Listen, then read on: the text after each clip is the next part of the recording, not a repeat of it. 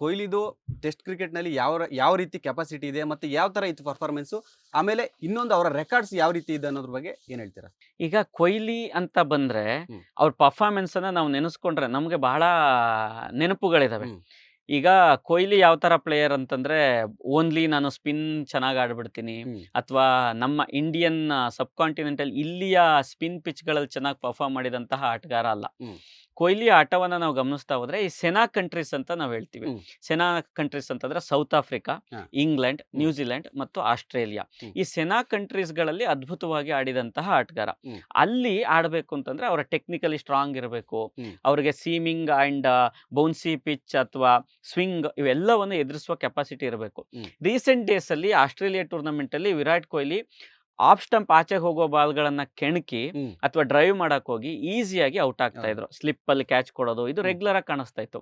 Okay, ಇವ್ರಿಗೆ ತುಂಬಾ drawback ಇದೆ ಟೆಕ್ನಿಕಲಿ, ಈ ತರ ನಾವು ಮಾತಾಡ್ತಾ ಇದ್ವಿ.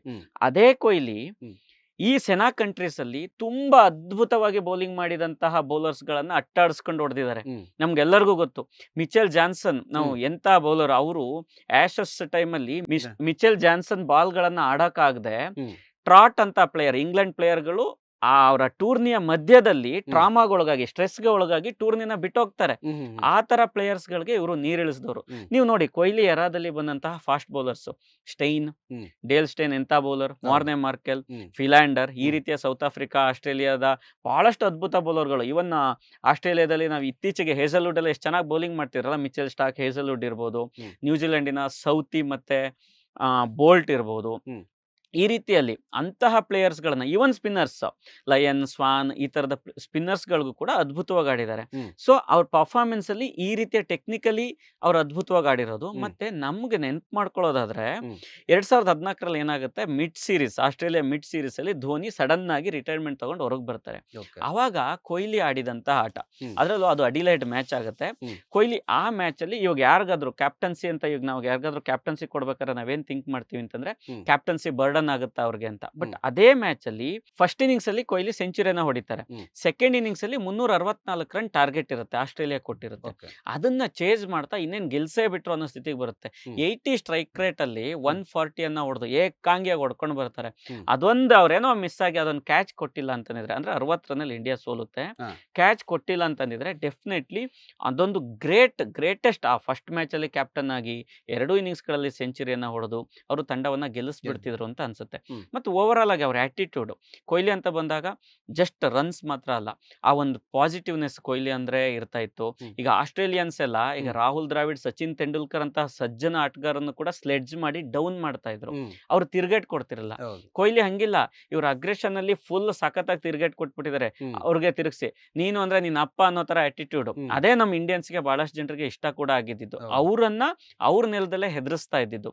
ಮತ್ತೆ ವಿಕೆಟ್ ಬಿದ್ದಾಗ ಸೆಲೆಬ್ರೇಷನ್ ಮಾಡೋ ರೀತಿ, ಓವರ್ ಆಲ್ ಆಗಿ ಆ ಫಿಟ್ನೆಸ್, ಪ್ರಾಕ್ಟೀಸ್ ಮಾಡೋದು, ಆ ಇಂಟೆನ್ಸಿಟಿ, ಎಲ್ಲ ವಿಷಯದಲ್ಲೂ ಕೂಡ ಒಂದ್ ರೀತಿಯಲ್ಲಿ ಕೊಹ್ಲಿ ರೋಲ್ ಮಾಡೆಲ್ ಆಗಿದ್ರು. ಆ ಕಾರಣಕ್ಕಾಗಿನೇ ಇಷ್ಟೆಲ್ಲ ಜನರ ಅಭಿಮಾನಿಗಳನ್ನ ಕೊಹ್ಲಿ ಗಳಿಸಿದ್ದಾರೆ ಮತ್ತು ಆ ರೀತಿಯಲ್ಲಿ ಅದ್ಭುತ ಪರ್ಫಾರ್ಮೆನ್ಸ್ ಕೂಡ ಸಾಧ್ಯ ಆಗಿದೆ. ಅದೇ ಸರ್, ನೀವು ಹೇಳ್ದಂಗೆ ಟೆಸ್ಟ್ ಕ್ರಿಕೆಟ್ ಅನ್ನು ಮ್ಯಾಚ್ಗಳನ್ನು ಕೂಡ ನಾವು ಇಂಟ್ರೆಸ್ಟ್ ಆಗಿ ನೋಡೋಕೆ ವಿರಾಟ್ ಕೊಹ್ಲಿ ಕೂಡ ಈ ಸ್ಲೆಡ್ಜಿಂಗ್ ಕೂಡ ಕಾರಣ ಆಗುತ್ತೆ. ಅಂದ್ರೆ ಆಸ್ಟ್ರೇಲಿಯಾ ಅಂತ ಸ್ಲೆಡ್ಜಿಂಗ್ ಅವ್ರಂದ್ರೆ ಅವ್ರು ಮರೆಯೋಕ್ಕೆ ಆಗಲ್ಲ. ಸ್ಲೆಡ್ಜಿಂಗ್ ಅಂದ್ರೆ ಅವ್ರದ್ದು ಫಿಕ್ಸ್ ಇರುತ್ತೆ. ಅಂಥವ್ರಿಗೂ ಕೂಡ ವಿರಾಟ್ ಕೊಹ್ಲಿ ಟೆಸ್ಟ್ ಕ್ರಿಕೆಟ್ನಲ್ಲಿ ಆಗಿರ್ಬೋದು, ಅವ್ರ ಹೋಮ್ ಗ್ರೌಂಡಲ್ಲಿ ಆಗಿರ್ಬೋದು, ಸ್ಲೆಡ್ಜಿಂಗ್ ಮಾಡ್ತಾ ನಮಗೆ ಎಂಟರ್ಟೈನ್ಮೆಂಟ್, ಫ್ಯಾನ್ಸ್ಗೆ ಎಂಟರ್ಟೈನ್ಮೆಂಟ್ ಕೊಡ್ತಾ ಇದ್ರು. ಸೊ ಅದು ಆ ಒಂದು ಕೂಡ ಪರ್ಪಸ್ಸು ಟೆಸ್ಟ್ ಕ್ರಿಕೆಟ್ ಅನ್ನ ಒಂದು ಮಹತ್ವ ಪಡ್ಕೊಳ್ಳೋಕೆ ಕಾರಣ ಆಗಿರ್ಬೋದು. ಈಗ ಟೆಸ್ಟ್ ಕ್ರಿಕೆಟಿಗೆ ಒಂದು ಲೆಗಸಿ ಇದೆ.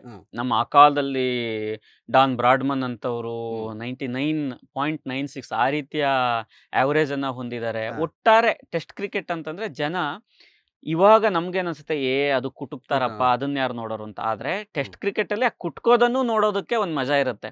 ಒಬ್ಬ ಬೌಲರ್ ಅದ್ಭುತವಾಗಿ ಬಂದು ಬೌಲ್ ಮಾಡಿದ್ರೆ ಬ್ಯಾಟ್ಸ್ಮನ್ ಬೀಟ್ ಆಗೋದನ್ನು ನೋಡೋದಕ್ಕೆ ಮಜಾ ಇರುತ್ತೆ. ಆದ್ರೆ ಎಲ್ಲರಿಗೂ ಈ ಹೊಡಿಬಡಿ T20 ಜಮಾನದಲ್ಲಿ ಅದು ಇಲ್ಲ. ಬಹಳಷ್ಟು ಜನರಿಗೆ ನಮ್ಗೆ T20 ಮಜಾ ಕೊಡುತ್ತೆ.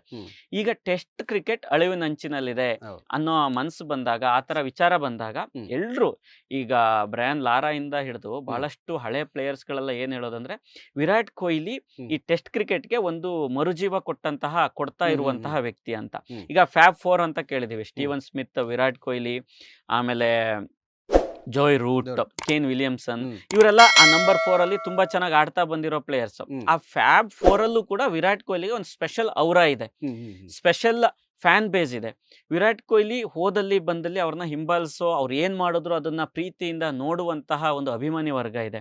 ಇತ್ತೀಚೆಗಷ್ಟೇ ಆಸ್ಟ್ರೇಲಿಯಾ ಟೂರ್ನಿಯಲ್ಲಿ ವಿರಾಟ್ ಕೊಹ್ಲಿ ಫೇಲ್ ಆಗ್ತಾರೆ. ಎಲ್ಲಾ ಪ್ಲೇಯರ್ಸ್ಗಳು ಡೊಮೆಸ್ಟಿಕ್ ಟೂರ್ನಮೆಂಟ್ ಅನ್ನ ಆಡ್ಬೇಕು ಅಂತಾರೆ.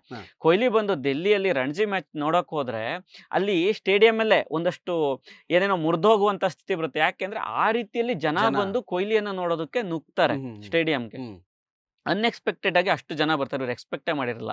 ಅದು ಕೊಹ್ಲಿಗಿರುವಂತಹ ಅವರ ಈ ಸ್ಲೆಡ್ಜಿಂಗು ಆನ್ ಗ್ರೌಂಡ್ ಅಲ್ಲಿ ಅವರು ಯಾರಾದ್ರೂ ಇವರಾಗೆ ಸುಮ್ನೆ ಯಾರನ್ನು ಕೂಡ ಕಾಲ್ ಕೆದ್ಕೊಂಡು ಜಗಳಕ್ಕೆ ಹೋಗೋದು ಅದನ್ನ ಮಾಡಿಲ್ಲ. ಯಾರಾದ್ರೂ ಕಾಲ್ ಕೆರ್ಕೊಂಡು ಜಗಳಕ್ಕೆ ಬಂದ್ರೆ ಅವ್ರಿಗೆ ತಿರುಗೇಟ್ ಕೊಡದೆ ಬಿಟ್ಟಿಲ್ಲ. ಈ ಸ್ಲೆಡ್ಜಿಂಗ್ ಮಾತ್ರ ಅಲ್ಲ, ಓವರ್ ಆಲ್ ಆಗಿ ಆ ಕೊಹ್ಲಿಗೆ ಅದೊಂದು ರೀತಿಯ ಚಾರ್ಮ್ ಇದೆ, ಔರ ಇದೆ. ಅದು ಟೆಸ್ಟ್ ಕ್ರಿಕೆಟ್ ಅನ್ನು ಕೂಡ ಕೊಹ್ಲಿ ಆಡುವ ಎಲ್ಲ ಆಟವನ್ನು ಜನ ಇಂಟ್ರೆಸ್ಟಿಂಗ್ ಆಗಿ ನೋಡುವಂತ ಸ್ಥಿತಿಯನ್ನ ಕ್ರಿಯೇಟ್ ಮಾಡಿತ್ತು. ಲೇಟೆಸ್ಟ್ ಹಾಗೂ ಇಂಟ್ರೆಸ್ಟಿಂಗ್ ಸುದ್ದಿಗಳಿಗಾಗಿ ಬಾಸ್ ಟಿವಿ ಕನ್ನಡ ಚಾನೆಲ್ನ ಸಬ್ಸ್ಕ್ರೈಬ್ ಮಾಡಿ, ಹಾಗೆಯೇ ಬೆಲ್ ಐಕಾನ್ ಪ್ರೆಸ್ ಮಾಡಿ. ಇದರ ಜೊತೆಗೆ ಫೇಸ್ಬುಕ್, ಇನ್ಸ್ಟಾಗ್ರಾಮ್, ಎಕ್ಸ್ ನಲ್ಲೂ ಮಿಸ್ ಮಾಡದೆ ಫಾಲೋ ಮಾಡಿ.